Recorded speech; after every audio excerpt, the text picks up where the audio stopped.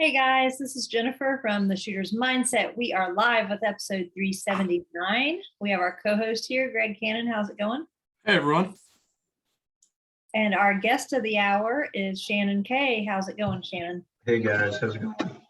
It's going good. So I feel like most of our audience knows you because we have you on periodically to talk about PRS and where it's at and what y'all have going on new. But for anybody maybe that's new to precision rifle shooting or is not a precision rifle shooter and is watching, can you kind of give us a little synopsis of who you are, how you got to be where you are? And Yeah, so I'm just a dad, says my daughter, right? But no, we're headquartered, if you want to call it that, in Tennessee. Joel and I kind of took the reins of the PRS 2019, so we're going on 4 years now.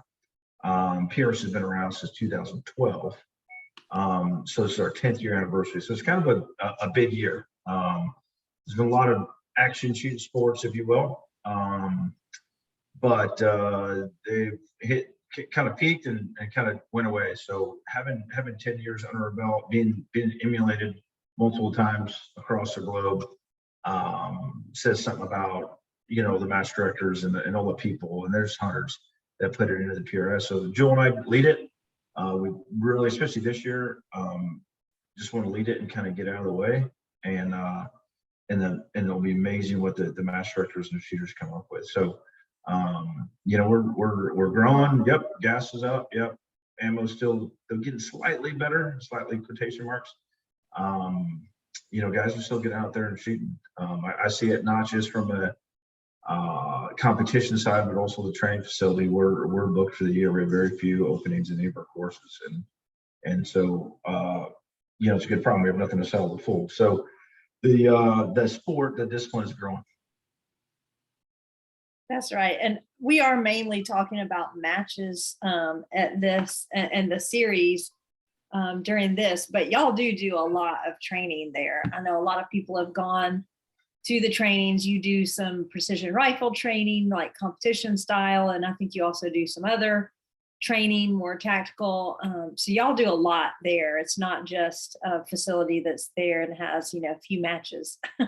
Yeah, I think most PRS shooters, they see the place where, oh man, well, how come everything else is not like, well guys, like the facility is, the competitions are subsidized heavily by our military guys, our contracts, our civilian training, and all the matches, all our private training, all those types of events. So all that goes into it kind of feeds itself. So things are benefiting from each other. So it would be impossible to have that kind of facility just hosting a couple one-day matches and two-day matches, despite their size.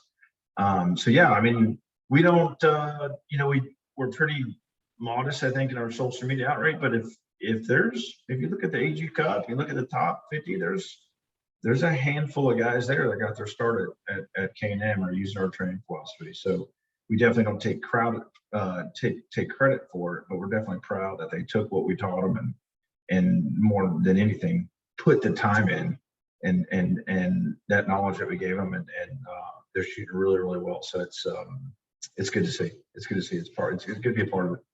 Wait, we have to put the work in. So if I came to a K&M class, you don't just like infuse me with robotic skills and I just yeah, you'll leave and you'll be good. I have to practice.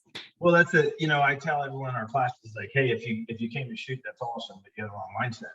Speaking of the shooter's mindset, right? If you came to train and you came to learn how to train, then you're going to get a lot more from our courses. And so we're proud of what we're doing. It's a niche. If you think about it, it's all right. I don't know how many million gun owners are out there. Okay, how many of those guys are long range? Okay, how many of those guys compete? All right, how many of those guys, not the competitors, just long range shooters? Because most of our clients aren't interested in competition. They're hunters or just want the skill set. It's a 1% of the 1%, so it's a small niche, and we're thriving in that small niche. So, but you gotta be firing all cylinders for sure. That's why the facility, I'm so OCD about keeping it up, and I think you're talking about people bugging you, right? Like, I think customer service is dead. And so every time we have a motto to instructors and my staff at K&M, it's like, hey, every time someone comes through those gates, it's their first time. That needs to be the assumption. And so, you know, it flatters us and it motivates us when we're, oh man, this is the Augusta National of shooting ranges, or this is the Disney World of shooting ranges. Yeah, that's because that's what we exactly. We want the training, we want the POI, you know, the material we're publishing and putting out, the facilities to match that POI, not just shoot from the hip. And our clients kind of demand that. You know, it's not the latest fly-by-night company that's like, hey man, I won a match 3 years ago, I'm gonna come train you.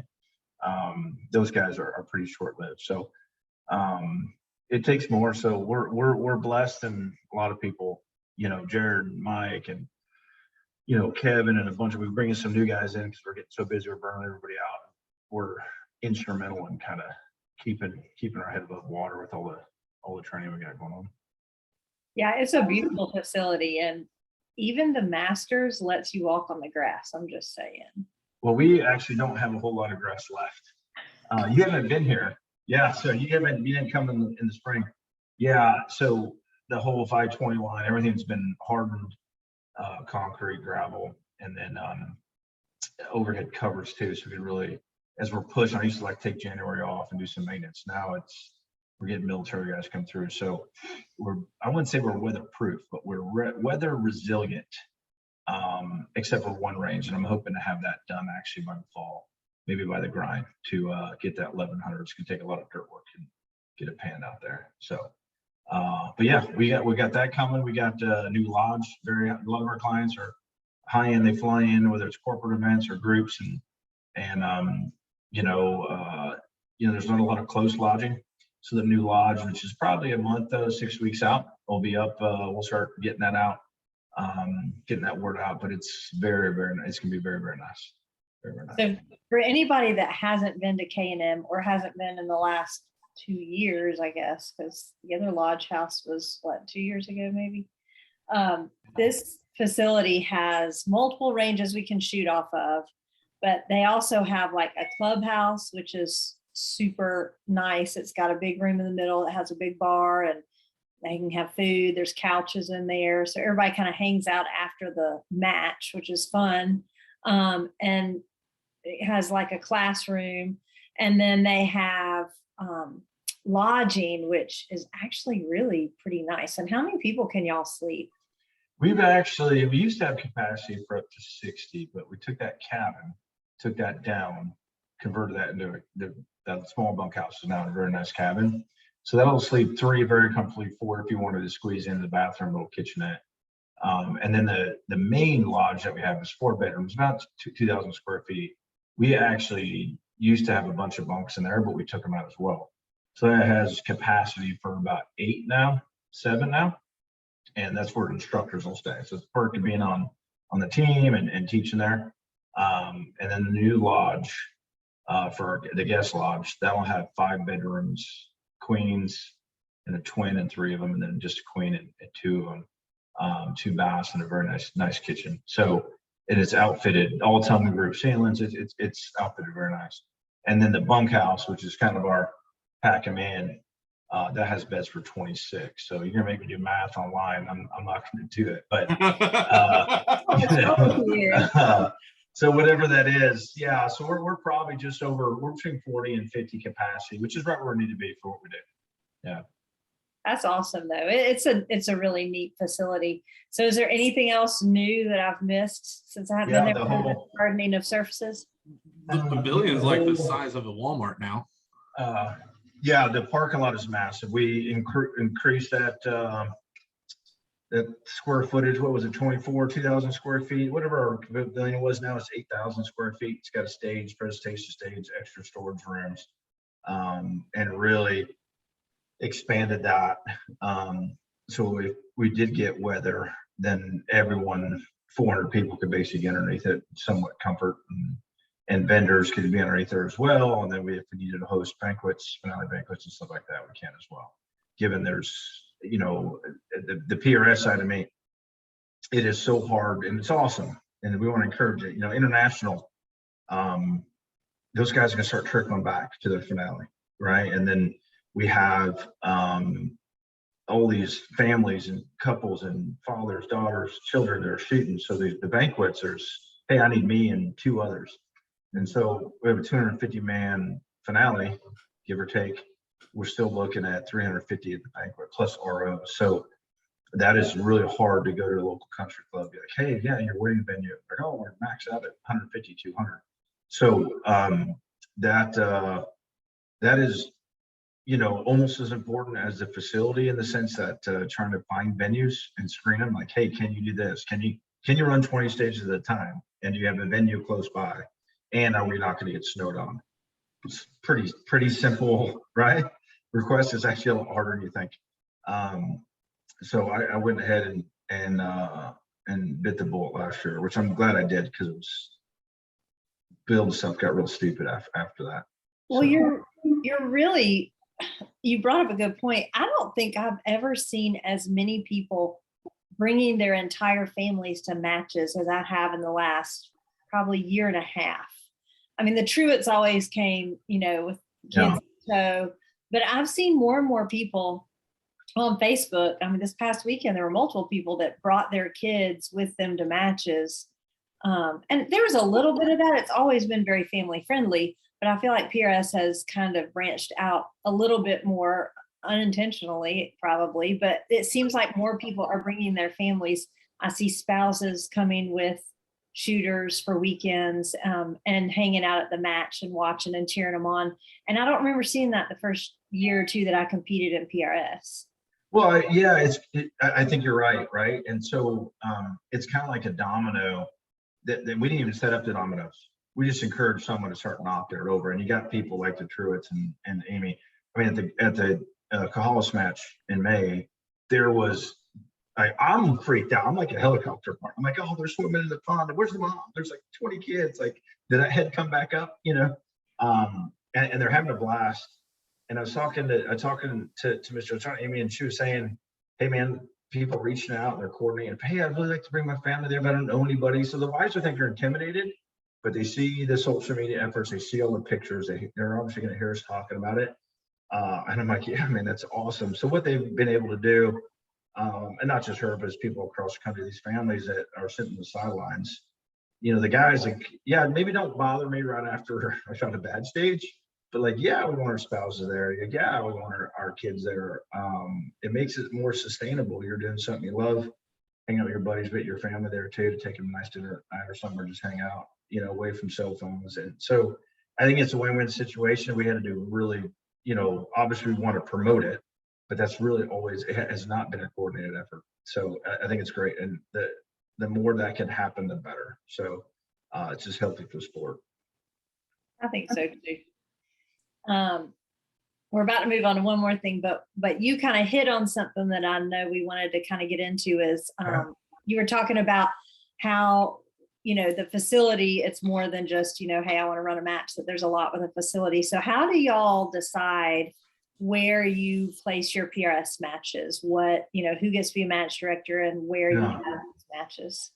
So, yeah, so that's been slightly evolving, right? Never put out a hard policy on it, but it's kind of, you know, the guys have basically been doing it forever, which is not that many, right? If you look back to 2012 and how many guys are still doing the match, I don't think there's, you know, Alabama's a long running match, Texas is a long running match. Obviously, K&M since the first year of the grind, since the second year. There's a lot of historical, but I think that probably covers 20% of the population. But basically, what we do is all of the 2-day match directors, don't get confused in the 1 day or the run part, right? Those are all decided regionally by the regional director, and that either the region can let the market decide, which I don't recommend, or they could do their own assessment on their numbers and deconflict dates, which most regions do a pretty good job at. And some don't have that geographical problem, but the regional directors do a phenomenal job. So on the 2-day, so we look at the match, look at the feedback from the match, formally or informally. But really, that can tell a story, but you also have the numbers, right? And so I am constantly looking at the numbers. seeing how many signed up, seeing how many shot, getting the feedback from it. Geographical location can make up for that. I mean, if there's a match in the South and it has 50 people, there's a problem there, right? There's a problem. If that match is somewhere where it's geographically isolated or a tough, you know, I'll say liberal states or blue states, and there's challenges there, by borders or sea, whatever it is, that's a little different. So you have that, but basically all the match directors will go first come, first, not first come, first right of refusal on their dates. If they don't have, if they just have to switch dates, they actually lose their seniority. So if I keep Memorial Day for the K&M match, for the college match, then I'm good to go. Then no one can step on me. Does that make sense? And they have to be within, you know, a week or two, depending on how far they're away. If I say, hey, it's too hot, May, I want to move it to April, like everyone wants to move to April, I lose one. I'd say no, because it's possible, because there's always a rush to April, right? But I would lose my seniority, and another match that's on the waiting list would take that. So right now we have, you know, I know MBT, I know Ohio, I know Arkansas. There's matches already on the gamut. And don't send me an email, guys. We're going to get to it in August. I promise. We're going to get to it in August, and we'll make it very public. So we have a list, and basically what we're looking at now that it's more manageable. It's more manageable. I'm sorry, I got distracted, guys. But we look at the numbers, right? If Alabama's selling out and MPA is selling out, but the shooters still have a month or two to get into there, that means the match directors could plan correctly. That's a sustainable match, right? It means we're gonna have the competitive parity, which is the 2-day, that's all but it's all about, right? We don't want to have a bunch of, you know, 50, 60-man matches unless we're focusing on growth. Something overrides it. Hey, geographically, we need a match here. We want to support the shooters in that area. They have a good 1-day series or whatnot. So we'll look at that and then we'll decide. But now that we don't have to jockey for, you know, geography, we could focus on what we should have been focused on all along, which is that competitive parity. And we're really there. We only dropped a couple matches last year.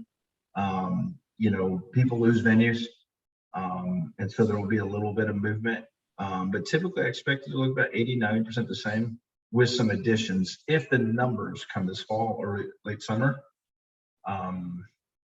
support it.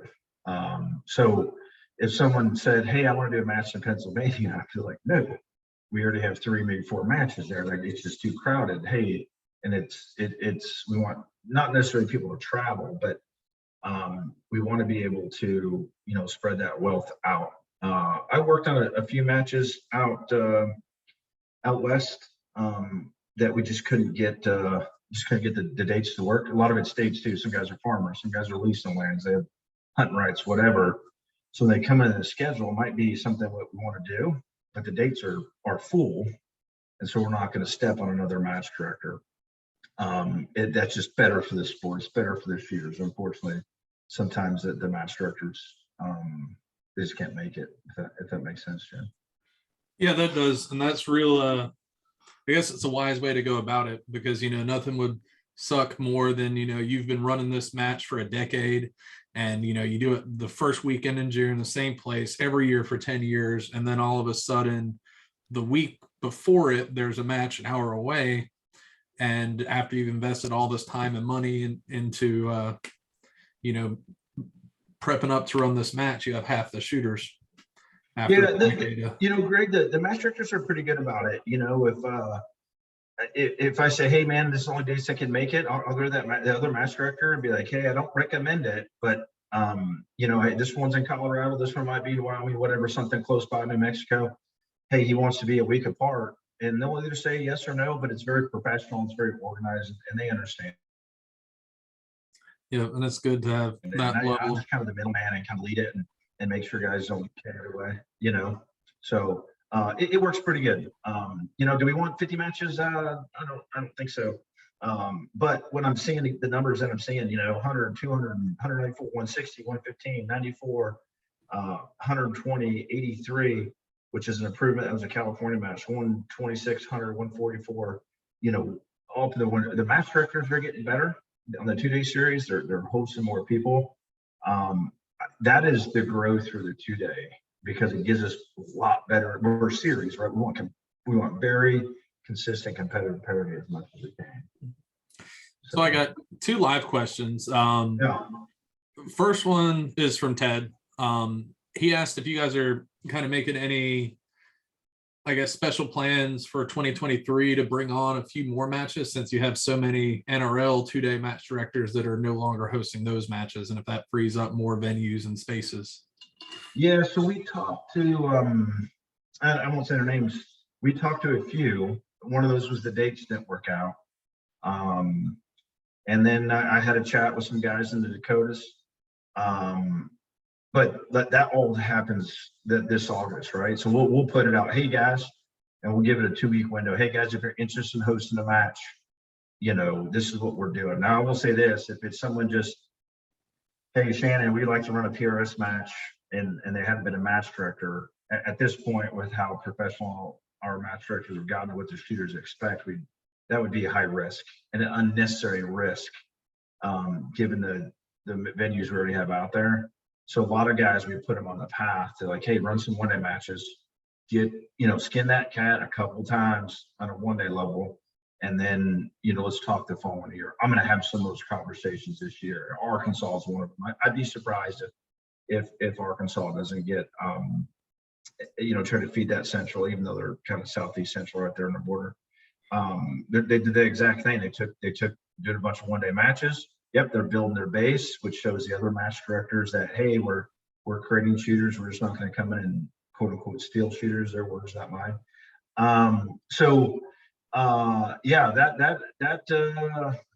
But some of it too, unfortunately, the NRL, I wasn't paying attention to those matches, but some of those matches, if they're unviable, right? And hey, we had to cancel our match, but I want to be a PRS match. I'm like, oh, guys, like, wait a minute, like, I can't do that. That's kind of, that was a struggle of the NRL. We just don't want to pick that up. If it was a viable match, we had a conversation. We were open to, or I had a conversation with a lot of them. So if there's guys, and I do think there's probably some holes out west, especially the Southwest. Well, Arizona does it every other year, but they got to deal with their club a bunch. Arizona should come back on if they stay in their rotation. But those matches, we're open to it, but it has to make sense. It's got to make sense to the parameters of time, geography, and then the guys that are kind of grandfathered in already running the match. Makes sense. You don't want to have, when you were talking about the newer people coming in, you don't want to have a match. I think the expectation is definitely up there now with these matches, because they've evolved into more than just a field and one porta-john. It's, kind of gotten into a huge event to do one of these matches. I don't know that the general public understands how much work goes into it. It's almost like if you had someone new that wants to do it, you almost need to team them up with a current match director and let them assistant match direct for. Yeah, I would be for them a little bit so that they know how to do it. Yeah, it's just we've seen it. We've done. Oh, this guy's a phenomenal shooter. He's a top 50 guy. He's been to every match, every competition in the world. If you haven't been a match director, and especially some of the venues are incredibly complex, if you're going to set one up, like here's bare land, bring your steel, or we have steel for you, that is and you don't get to practice it in 1 day. So I would be surprised if we say yes to any 2-day match director that's cold at this point. They'd have to either had a history of running it, either for the PRS, they've have at least a year of their belt for the 1-day matches. I mean, I'm not saying no. I would definitely want to entertain to have the conversation with somebody, but it's so much more professionalized now. The shooters expect so much. And you're right though, Jen. I don't know if that's a good thing. I think it's a good thing and a bad thing. It's okay to go out and shoot the field and have one porta-john and one canopy and there's 20 dudes on there on a Saturday underneath it fighting the rain. That's our roots.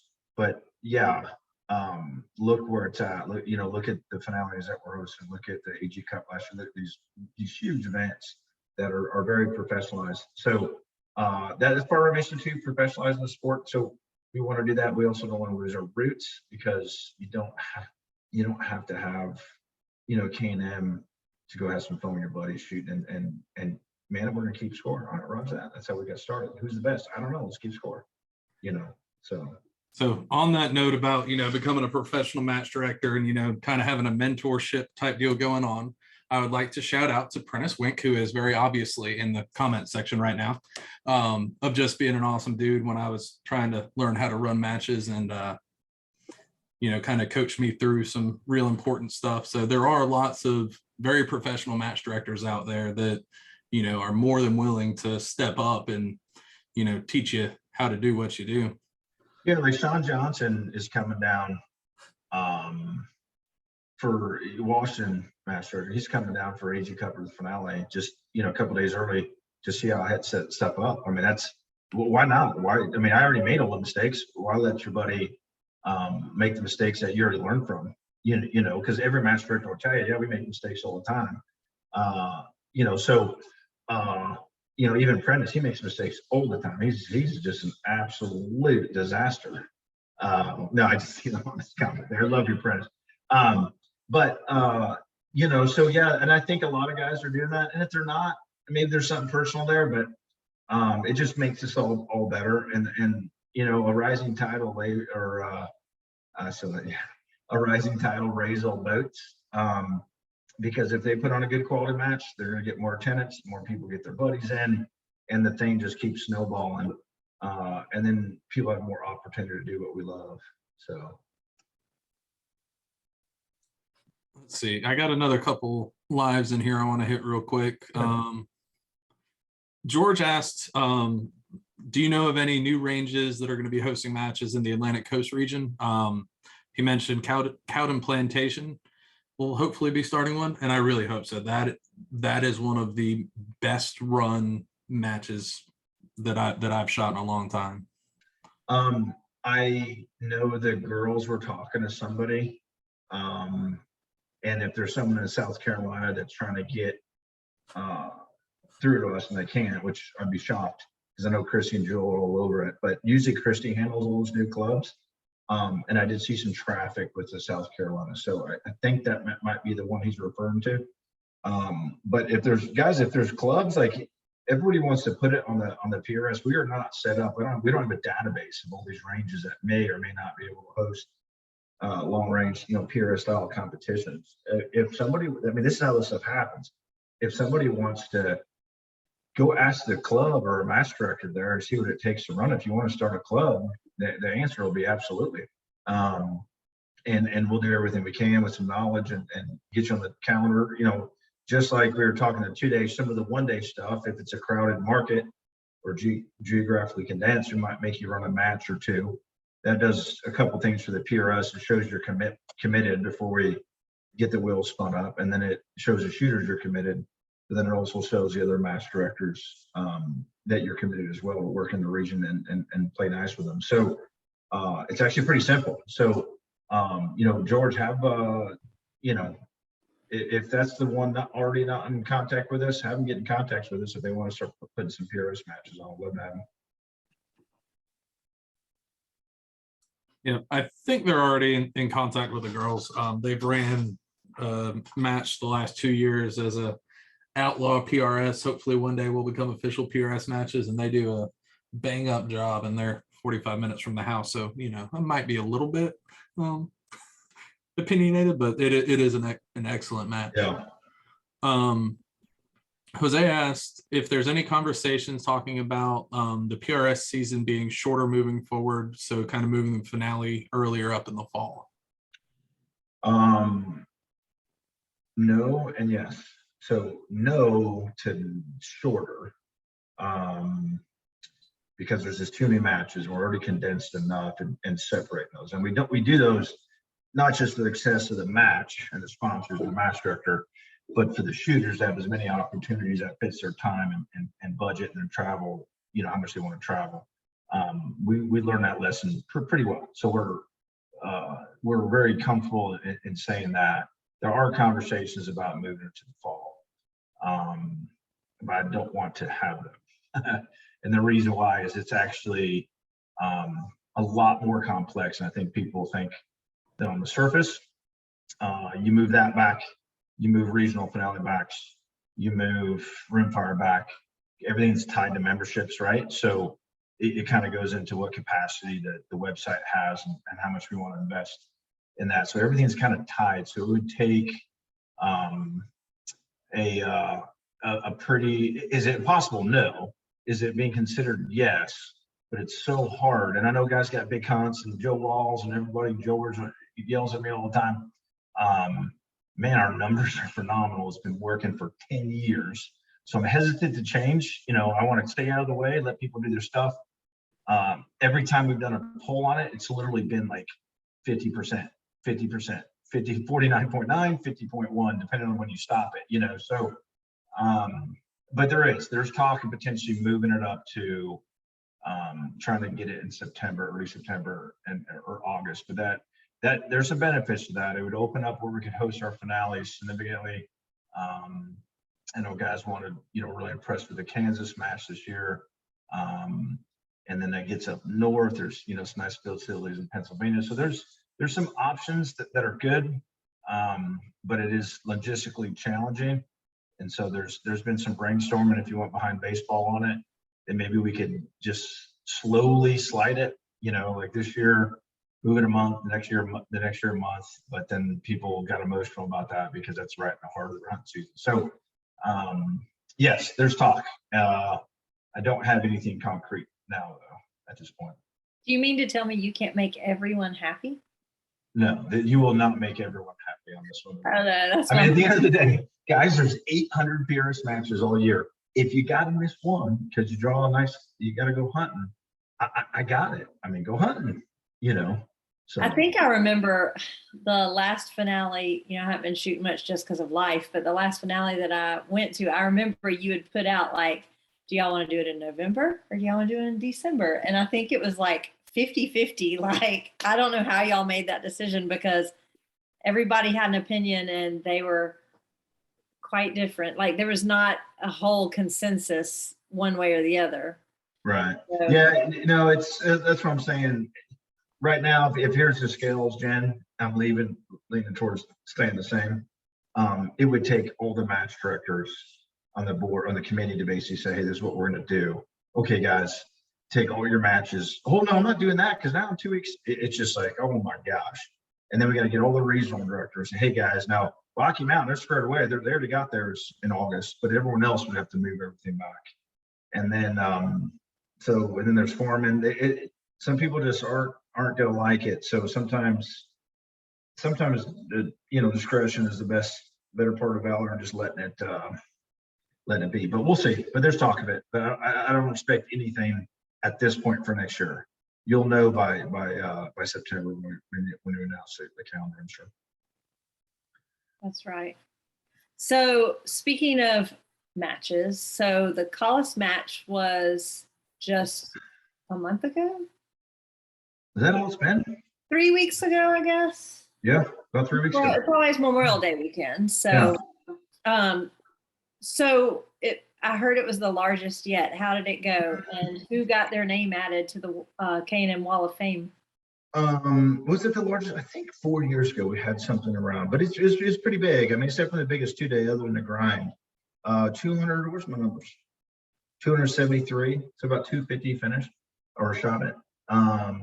Had if I remember right, gosh, I feel like that's like I don't remember. So but yeah, it went well.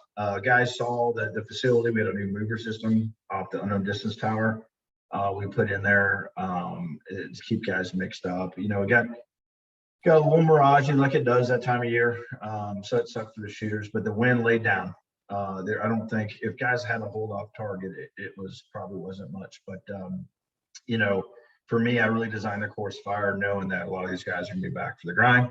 Went back for the AG Cup and back for the finale. So I kept a lot of stuff kind of in my pocket to kind of challenge them without getting gimmicky, because I hate match directors that do that. But you know, yeah, I mean, it was a large. I mean, a lot of guys knowing the finale's there, knowing the AG Cup's there. Every rep, they're always just like shooters. Either dice. What's Shannon? What's the match director going to do to us the rest of the year? They're curious, and they might train accordingly throughout the year. So it was great. I mean, the sponsors took care of us as usual.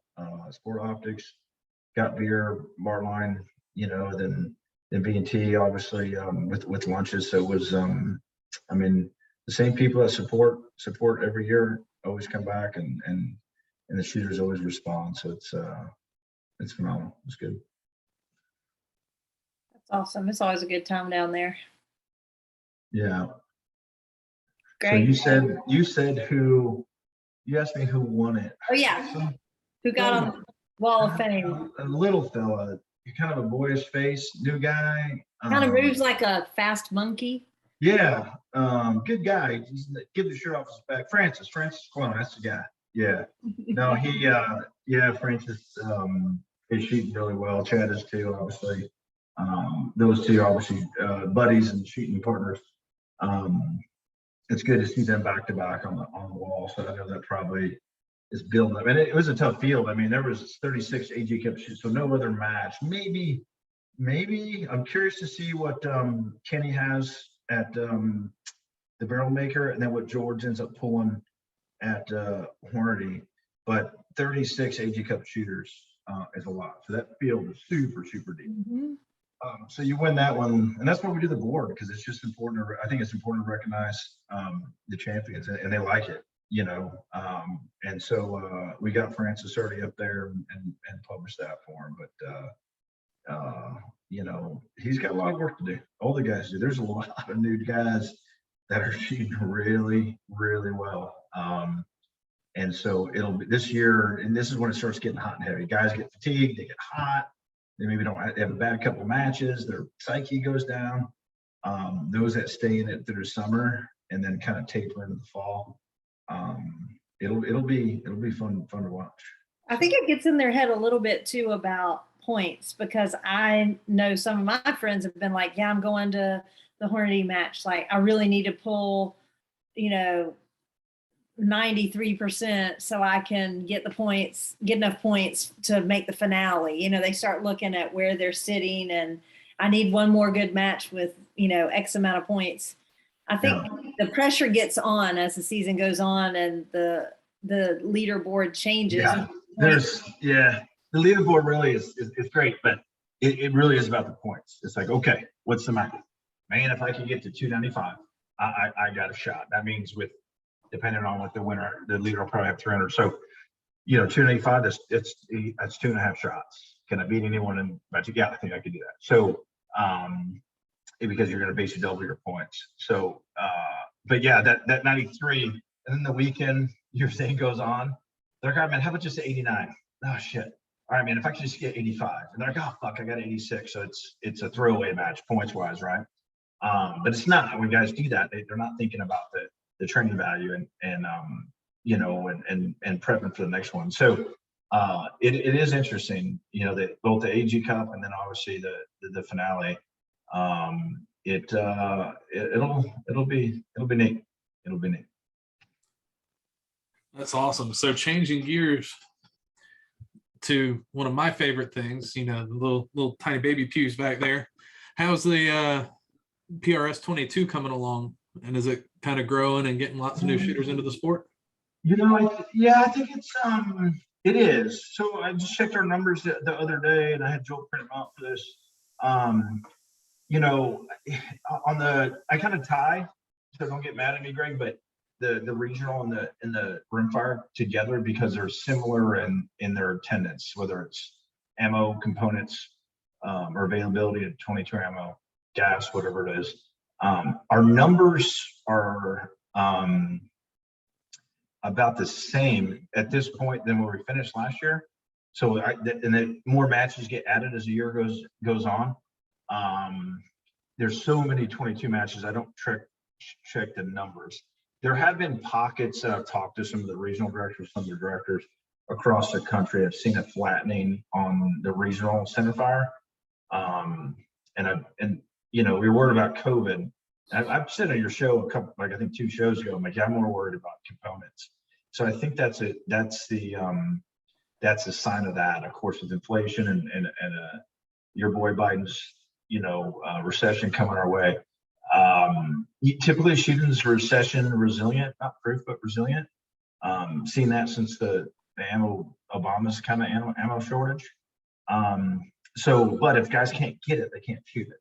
So that's a bigger fear than anything else. So the numbers in some part of the country, they're actually growing. In other parts, they're like, whoa, what's going on? And I have that comment just because it's getting a little flat, like they're not growing, and we're so used to so many years of growth. So those are small pockets, and I think it's mainly shooters maintaining, you know, their precious cargo and minimizing what they're firing. But the rim fire is going as well. There's some, you know, conversations.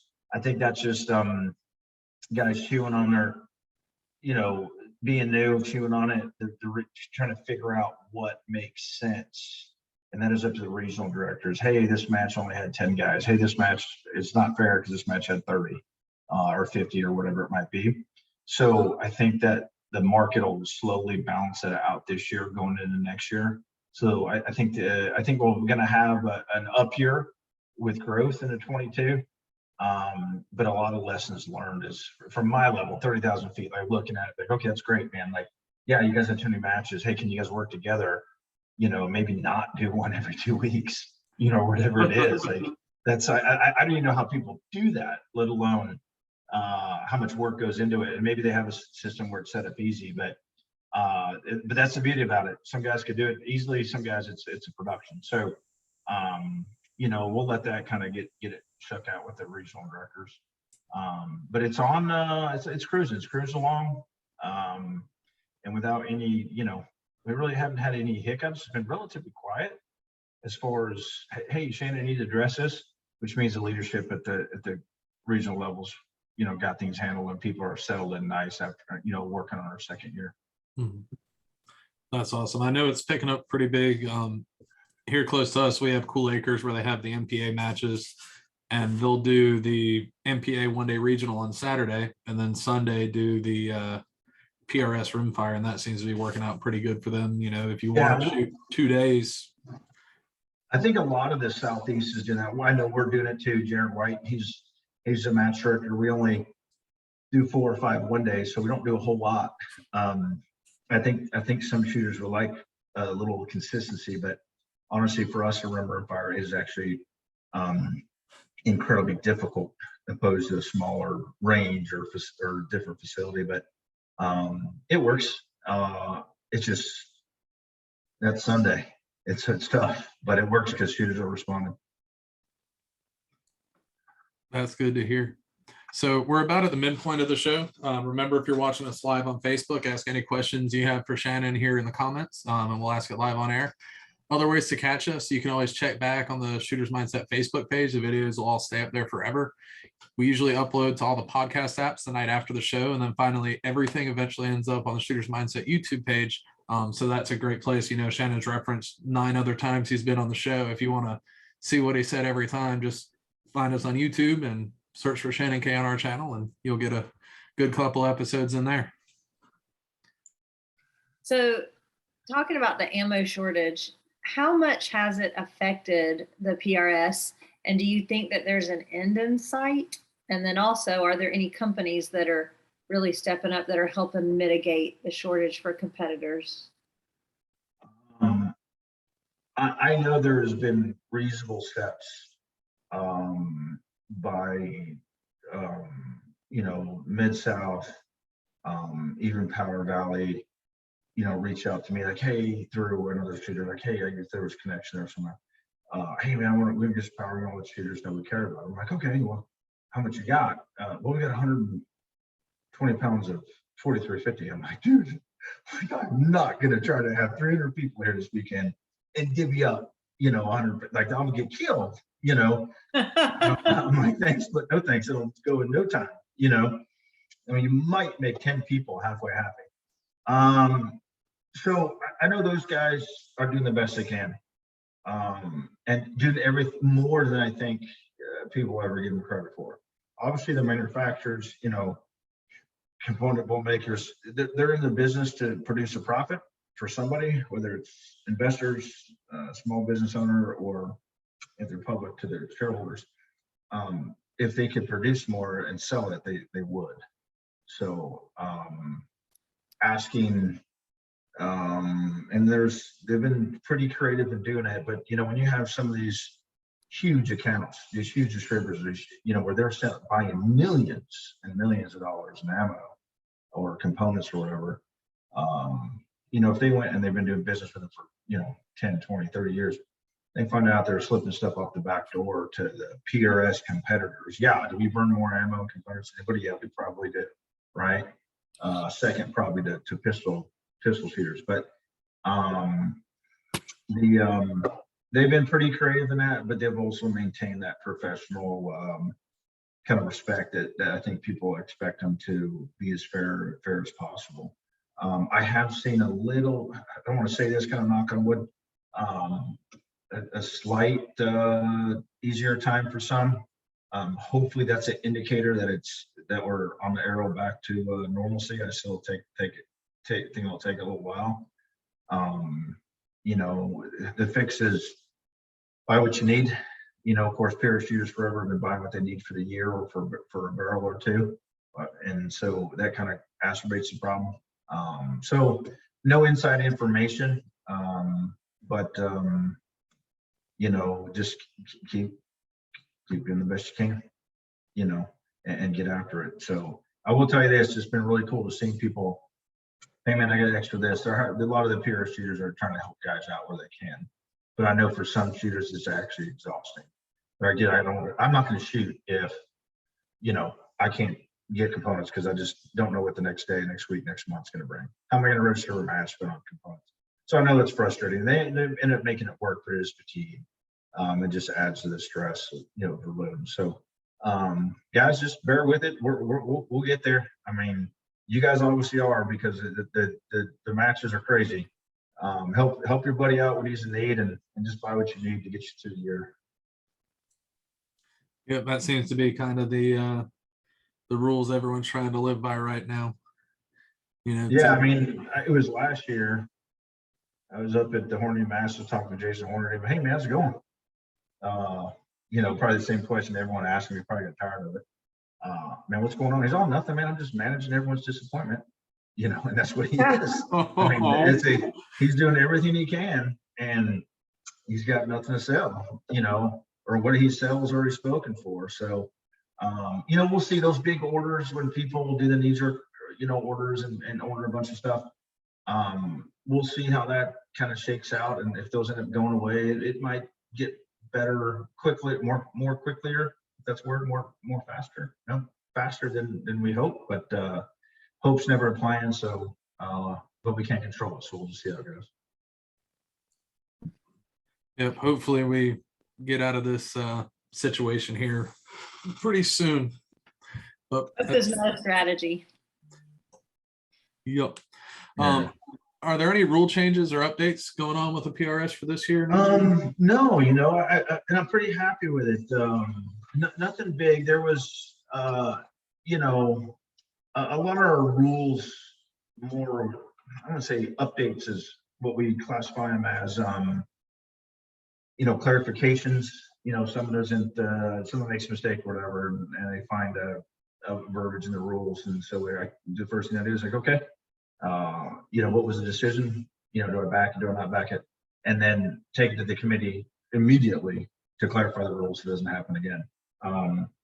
I have not been on that board with the committee in quite some time, actually, which is actually a good thing, because a lot of those guys are working full time and doing all this match directing and supporting the shooters on their own time. So we did formalize, which we needed to, and I was happy that we went as long as we did, because we don't want to discourage new shooters. We did formalize, Greg, kind of coaching on the clock at regional matches, at the one-day matches. and it'd be the same for rimfire.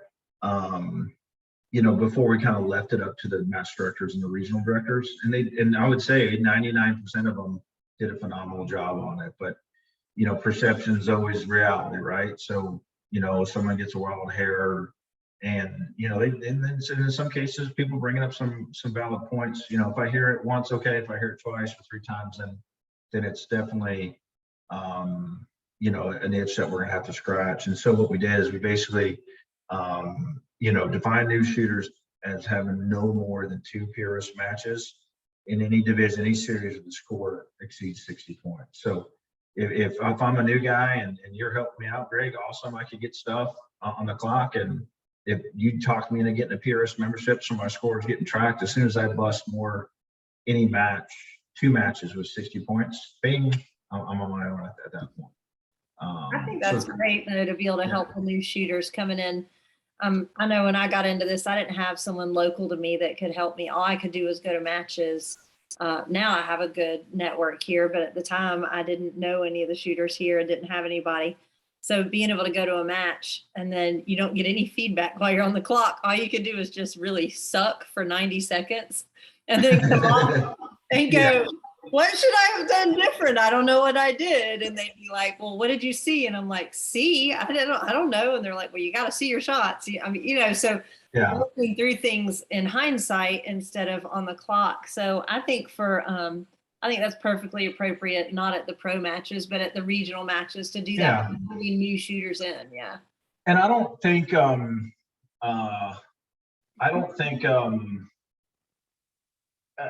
I think it was just time with the maturity, the maturization of the sport that it needed to be formalized. The match directors had it handled pretty good, but the shooters have to say too, they're all members. It's a members-based organization. So some guys didn't like that or thought there's some inequities from match to match. Okay, well, let's take a step. We probably knew it was coming. It was just a matter of time. What we didn't want to do, I think the committee did a phenomenal job, was not change the culture that you're talking about, Jen. It's like, yeah, come on, I'll help you. Before, okay, you know, I'm 60 points yet. Okay, let me help you. Let me get you on. Let me talk to you a little bit.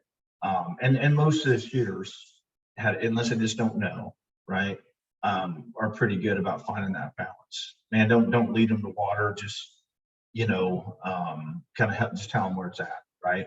And so that was a change that was necessary. And I haven't heard anything negative about it. And I'm sure the match director, again, are just doing a good job with it. And then obviously, I think we talked about it, but mulligans was a big thing before the season started. Those are only 2 kind of changes that we had mid-year. I really try to limit.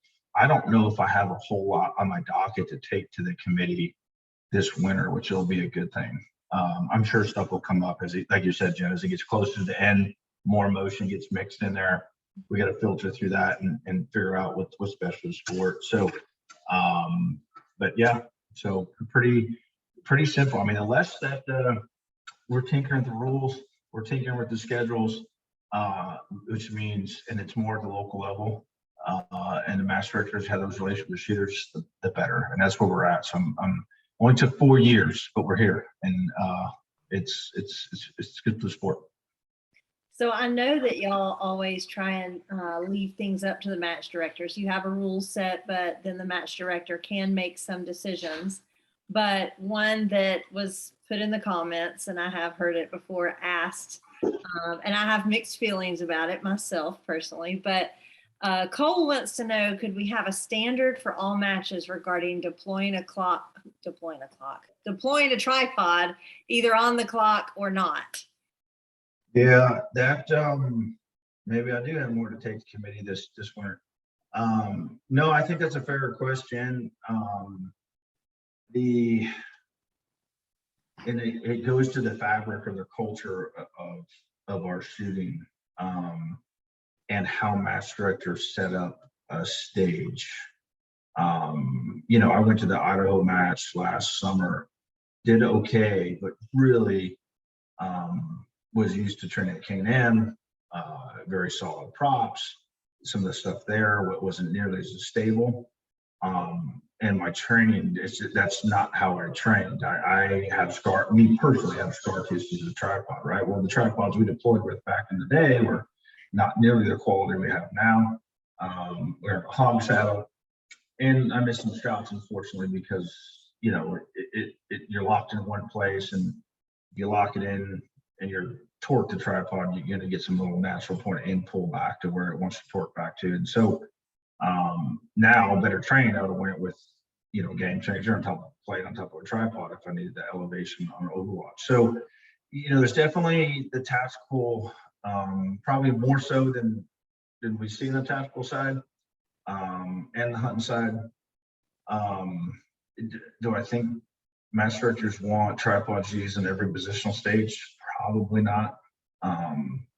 If I had to guess, I'd say the committee would want to leave it up to the match, because matches have different feels. Like going back to Idaho, if I was going to go back there again, I'd train up with the tripod, given some of the things I was presented with. I didn't have a kit. I didn't have a tool in my kit bag to do it. And so I made a lot of mistakes and missed a lot of shots. Guys like one of the best guys I've seen with the tripod is probably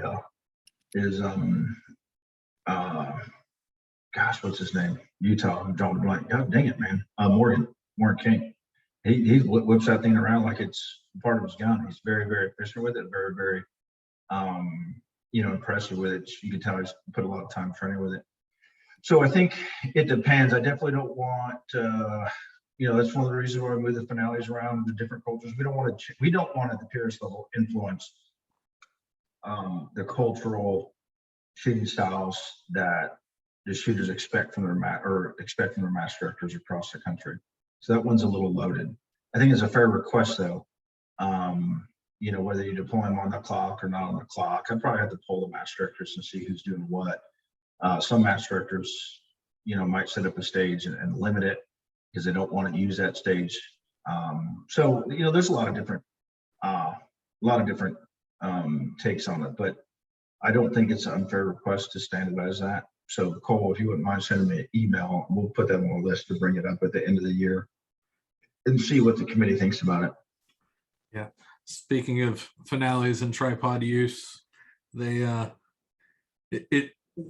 experienced a very unhappy shooter that might have shown up to a finale and never heard of deploying the tripod on the clock before and proceeded to bitch nonstop for 3 days straight about it. No, it wasn't 3 days because I nipped it. Oh, he just didn't do it around you after that. I don't want to hear it anymore. Yeah. So right now, guys, there is nothing in the rules, the PRS rules, about tripod use that is completely up to the match director. And I have a feeling, if I had to guess, they probably want to keep it that way because every match sets itself up for different. Me, does everyone pretty much have a tripod? Yeah. But do they need it? No. Can they borrow something's? Yes. They want one eventually, sure. But I generally set up my stages so those without it could still do pretty well. Mm-hmm. No one has a tripod, they could use that to their advantage. If that forces them or leads them to buy one or borrow one, that's fine. And you want to, we've all seen the guys use a tripod for the first time, at a match, and usually doesn't end up well for them, right? Like, yeah, that's great. That's right.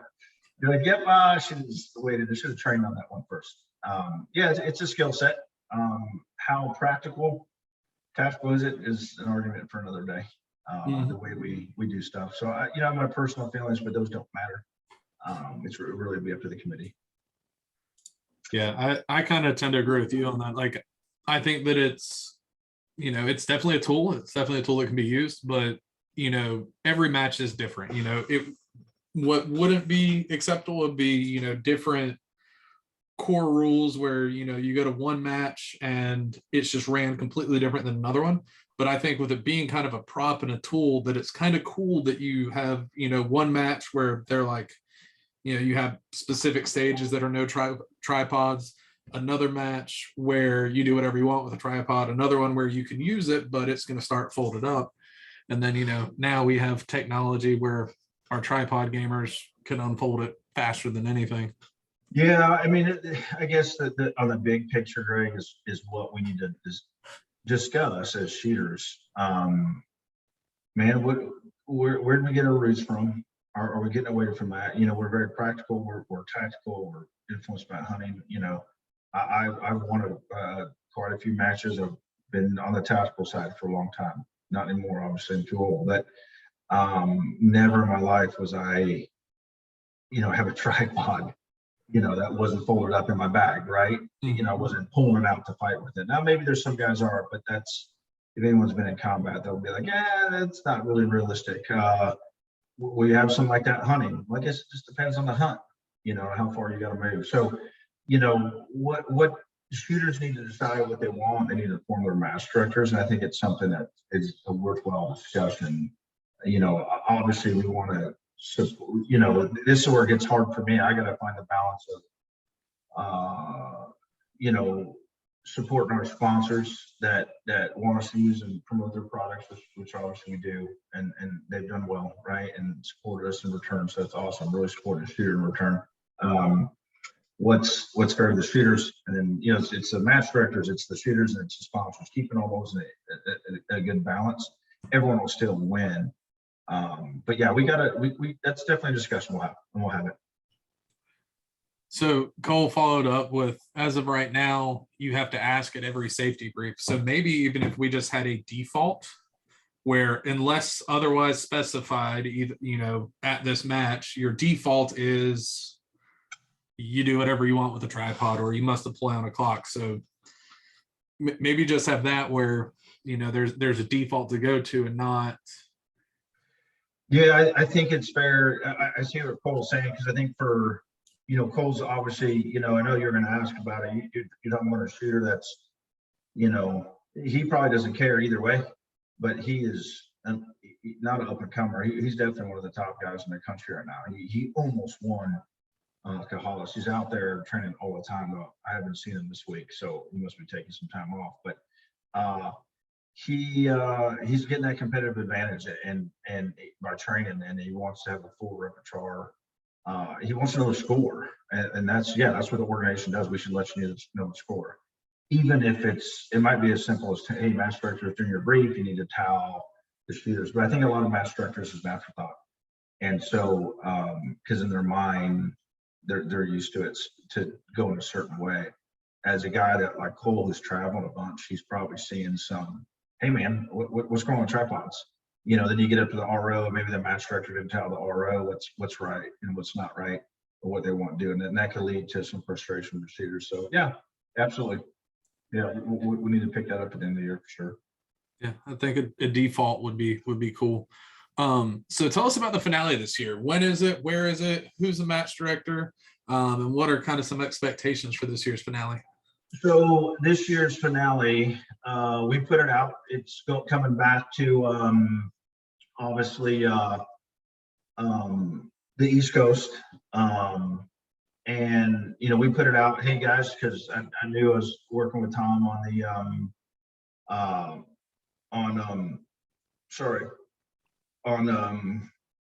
on the AG Cup, and really didn't want to host that many big matches at our place. But yeah, it's going to be this November at our place, November 5th, at K&M. I don't think we have a venue that is being rehearsed or exercised that can host 20 stages that's available that time frame. I know Jim can do it now with Bama. I think he's done one at 20 at one point, but he loses his land in September for hunting. So again, it kind of goes back to like, hey, if you want different venues, I think a lot of people don't really care. They you know, 95% love K&M, love how the matches run. Some, but these guys want different venues. You know, the season guys, top 100, 150 guys have traveled all the time, but they've seen it all, done it all, so it probably doesn't matter. Most importantly, the finale's got to be run as perfectly as possible. It's got to be a solid course fire with solid ROs, which is, you know, and even then mistakes are going to be made. But so I expect we'll probably host around 250. We'll start seeing some international guys trickle back in, which is exciting. Hopefully, you know, all these guys are starting. They're probably a year or two behind us with COVID. So they're starting to ramp up, and I know some of the guys are working on something I'll let them announce in Europe as far as, you know, the championship style match. So that will start picking up full steam, you know, as they grow and mature and get things going again. Hopefully the economy and everything that's going on is I mean, guys want to shoot. I mean, the other day, you got the shooters will love this. The other day, we're going through. It was just after the war started in the spring, and our Ukrainian PRS director was like, "Hey, man, I know I haven't gotten the money. You gotten your dues, and the dues are nothing. Only $500, right? And I'm just a little busy right now." We're like, "Dude, don't worry about it. You got a lot of stuff going on. Just go handle your business over there and whoop some ass." And so, guys want to shoot, you know, despite those challenges. So those guys we'll start inviting those guys back out and get them out too. So 250, we're gonna do the banquet at under our new pavilion. The weather for us in early November is awesome. So definitely, I don't say definitely, but I doubt we would ever have any snow. Mild temperatures, good outdoor venue. So it'll be we'll put it on. It'll be a good fair course fire for them. Won't be a snow blizzard like 2020 was. No, that was pretty brutal. We're trying to avoid that. So yeah. So interesting. It's fun though. Yeah. So we talked about finale. What about the AG Cup? Are there, I mean, we all kind of know what it is. I feel like most people do. For anybody that doesn't, it's a match that they have that's not actually part of the PRS series, but Shannon could explain it better. But it has another series, and there's money on the line. So these guys invest a lot of money, and then they can win a lot of money. I mean, a lot of money. So how much is the cup going to be this year? Like, what's the purse going to look like? Well, it depends how many we got going on. So we structure that to be smarter, right? So we know right off the bat, I think there's 60 plus AG Cup shooters, which is right where we want to be. Our goal is probably that 55 to 70 mark, given how many pro members, paying members that we have. So obviously, you know, Tom's design, you know, very aspirational series. It gives those top 50, 60, 70 guys. And there's a handful of guys that belong doing it that decided not to do it for whatever reason. And there's guys that are doing it that just want to be a part of it, and they're welcome too. And hey, I want to come and rub elbows with these guys. I might not be able to get them every time, but I can get them sometimes. And they go through it through that experience, because it makes them a better shooter. You know, so if you're thinking about it, don't wait, right? But yeah, you got to pay. So everyone pays, I think $750 for the pot, right, up front to get you. You got to commit prior to the year, and then every match you shoot, if you want your AG Cup points out of it, you got to pay $250. That $250 goes to the purse for that match. So it's basically a shooter funded,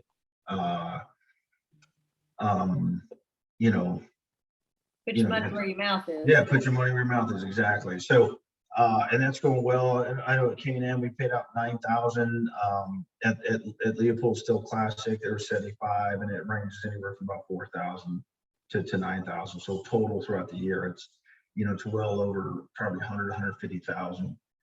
Some sponsor money will go in there too with Tom as he gets those sponsors. So it's something special. And if you don't want to shoot it and you have time in December, come down and check it out, because it actually is very it is cool to see those guys, to see where their sports coming. You know, when I started, we could go shoot a day.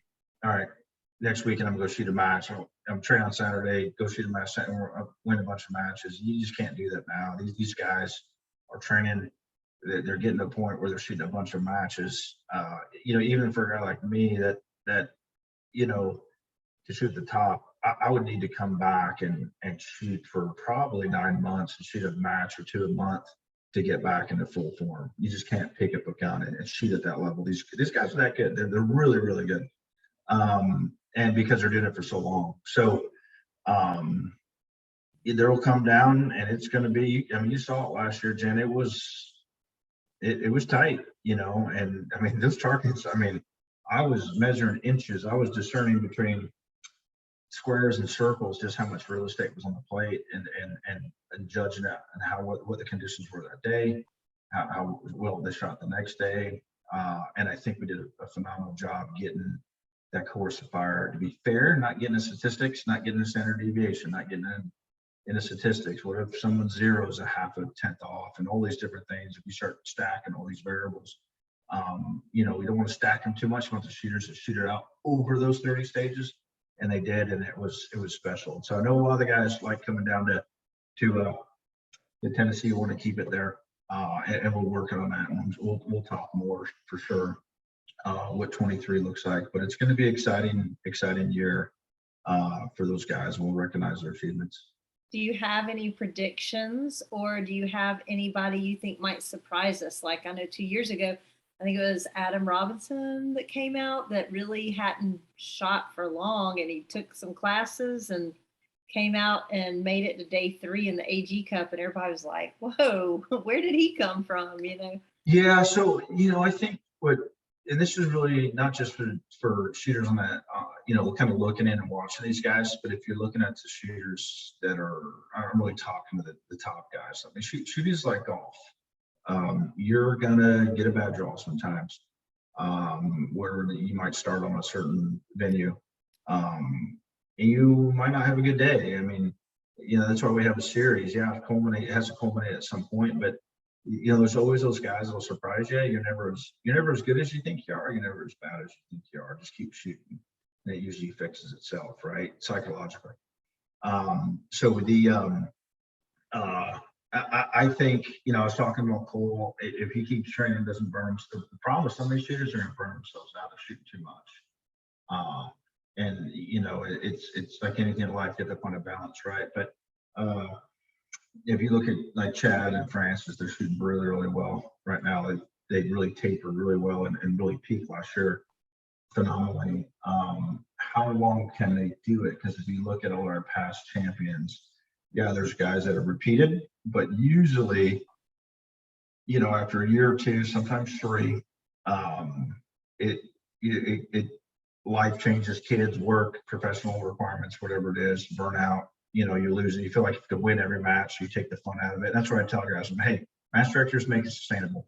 Shooters, make it sustainable. But God, man, have fun. Don't do what I did. Don't win a bunch of matches and then thinking you got to win every. Learn from my mistakes, right? Don't think you got to win them all, because you can't. Because sometimes that win just gets you right, and you didn't get your buddy, and your buddy beat you. So just do what you can and let it shake out. But yeah, I think the way if Chances and Chad are still doing what they're doing and they're staying on their training path and match path, they're going to be tough to beat. But I would not. I know some Oklahoma guys are getting busy and stuff like that. I don't know if they're shooting a whole lot this year, but I would not disregard any of the impact guys. They had some young guys that didn't do very well last year. They're probably going to come back with a vengeance. So you got some guys in the Southeast. I think Cole, if he stays in this training path, he's going to compete. I'm sure there's many others. I mean, you got Chris Kulik, Derek Webster shooting really good this year. You got Brady and you got Allison too. Then obviously you got more. You got all those guys that are consistently at the top, and then you got the sleepers. You got the guys that are good shooters that maybe don't come out in the spring, and they kind of pick it up this time of year, come in the fall.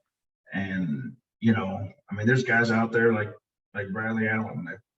He's busy. He's got a bunch of young kids, and the guy's a machine. And he's one of those guys that doesn't need a lot of training. If he came and shot 3 or 4 matches and trained a little bit, he'd be right up there, right? But we'll see. We'll see how it goes. It's gonna be fun though. Back there when we were talking about burning out, Chad commented, # we never quit. Okay. Okay, we'll see. All right, we'll talk to Chad in 2 years, right? We'll see the ups and downs. Shooting is like golf, guys. It's a series of tragedies with occasional miracle, right? So you can limit it, but it's taxing. So the longer those guys get after it and they stay with it, we'll see. But there's always going to be somebody that's got their fire in their belly that's going to be nipping at their heels, and eventually it'll be more than nip. So, but that's what it's all about: shooting against each other, having a good time. Mhm. So where do you see the PRS in 5 years while we're talking about kind of? Um, so I know, there's a lot of, different things popping up from time to time. The history is a long story, but I see us barring some catastrophe where we just simply can't get components or it's unsustainable. The organization is incredibly healthy. And my goal this year compared to last year where I traveled a bunch and went to matches geographically to get to know some of the match directors a little better, learn the culture, talk to the skiers. Um, the less the PRS does at an organizational level, the better off the sport is in the sense that, we just need to lead it, run it, and kind of provide that opportunity to get out of the way. So really kind of taking that mantra, which I've said before, and letting, the match directors and the regional directors kind of shape it. It's worked really, really well. And so I see, continued growth. Are we going to stay at the same growth rate, Greg, Jen, that we've had the past, 3 or 4 years? No, I think a lot of that was, the PRS team coming in, putting that organizational, effort behind it, that facilitated and allowed that growth. I say continued growth and the same thing. Some of the things that the PRS have tried. Like you had a question from Adam about, the gas gun series. That's tough. It had some signs of life, and then it was kind of taken from the bolt gun a little bit and kind of petered out. I don't think there's necessarily an appetite for a series. I do think the guys that do want to run gas guns, whether they're military guys or just love running gas guns, they have a niche. Given the numbers that we have, that's probably the right amount of organizational effort for them and priority for them. Always open to being wrong, but at the end of the day, guys, I mean, the shooters have spoken. It's an open sport, right? They want to run open. I mean, we are 90, 85, 90% open. Well, maybe less than that on the 1A series. There's a lot of production in there. But yeah. Greg, are there any more lives? We are good on the live side. All right. Well, I think, Shannon, was there anything else you wanted to bring up? I think we hit most of the things. No, I think most of, as the, going back to that question in 5 years, I think that the international stuff, which is hard to kind of do because there's sometimes language barriers, sometimes distance. As they mature a little bit, I think you'll see a little bit more organization coming from them. More so than COVID really kind of put a damper on it, but more so than like, yeah, just come to the finale. They're going to want more. I think you're going to see something. Well, you'll definitely see something this year coming from Europe, and I think we'll let that kind of at the grassroots out there develop into what they want to see. And do I think we're ready for a large organizational effort? And that, no, they need to mature a little bit and start small and be successful. There's a big competitive disparity. I don't want to be your standard American. We're the best. Well, maybe we are, maybe we're not, generally speaking, but we do have a huge head start on our European or our international counterparts. And COVID hit them super hard, and we've continued to expand. So I think that'll be a big growth. We're constantly bringing in more sponsors in the sport. I think, with 3 or 4 years in our belt now, people see the organization for what it is, understand that the fundamentals of the organization, and want to be a part of that, want to get the shooters' intentions, and want to support it because it feeds itself. So I think it'll be more of the same. We brought in additional staff member to help Jewel out and Christy out.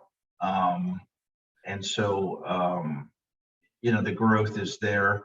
It's just we're a little bit more prepared for it now when we really were kind of reacting to contact, trying to get those systems in place the first year or two. That's good. Were you about to say something, Greg? I was just checking back. We are still good on the lives. Okay. Make sure we get everybody's questions answered. All right. Well, with that, I think we can roll it down to shout outs. So, Greg, you usually go first. All right. Start off with GSL suppressors, my favorite little quiet toy back there. Shooters and sharpshooters of Augusta, our local indoor and outdoor ranges. PDC Custom, the most beautiful rifle chassis known to man. Shooters World Powder. We were talking about component shortages, but I still have powder on the shelf over there. Hunter's HD Gold. I'm super blind, and I'm a lot less blind with those on. Fix It Sticks and Vortec. All right. Shannon, you got any shout outs? Obviously, I'm not going to go through the entire list. That's kind of not what we do. We do, but obviously the partners that we have, and they're all the stuff that the shooters use. You know, a lot of people don't know it, but the majority of our funding comes from those sponsors to run the series, to pay the staff, to keep stuff running. And we couldn't do those supports from college all the way down to our lowest level sponsor. We appreciate the shooters appreciate it. You better shout out Jules. Well, I said her name like 5 times. No, Jewel she is, and people know that. It's funny. You know, I lead the PRS and Jewel kind of runs it, and Christy's right there. Christy has been doing, because I talk to her, you know, obviously daily. The staff we have, and Amanda, our new girl, she won't be very public about it because she's local to us here in Tennessee. But we have a great team, and it takes a great team to do this. And now that we're all broken in, we couldn't do it without anybody. So without each individual. So I want to thank the girls, Julie, Christy, and Amanda for sure. Awesome. Now you're good. I gotta have your back so you don't get in trouble. See? Yeah, she's in the other room, probably watching. Yeah. That's right. All right. And then for me, for shout outs, I just want to thank you for coming on and spending 2 hours of your Tuesday night. I know you've got a whole bunch of kids and some little ones and the whole PRS run and training and all the things you have to do. So we appreciate you taking the time out. I think it's good for people to be able to ask questions, you know, about the rules or whatever. Sometimes it's more controversial hot topics than others, but I think it's good for you to come on and be able to kind of be the voice and they can ask the questions. So I appreciate that you're willing to do that. Yeah. Yeah, no problem. I think it's important. I do want to keep a low profile, but because I get special support, but I think, what do you have? You know, every couple months we do this or something like that. I think it's important. And it is a platform. A lot of guys want me to do a podcast or do something like that. I'm like, guys, I don't want to. Why not let someone else that loves to do it? And I'll just jump on there every couple months. And we haven't had a lot of drama, which I know is good for your viewers. But for us, if it could just be a routine thing where, hey, what's the update? Okay, cool, good show. You know, that's an ideal world for us. I'd actually prefer no drama. I just want to see the sport grow and get new shooters into it, which I think is happening. So I think that's awesome. Yeah. So, all right. Well, with that, it will be a wrap for episode 379. We will see y'all next week. Bye, guys.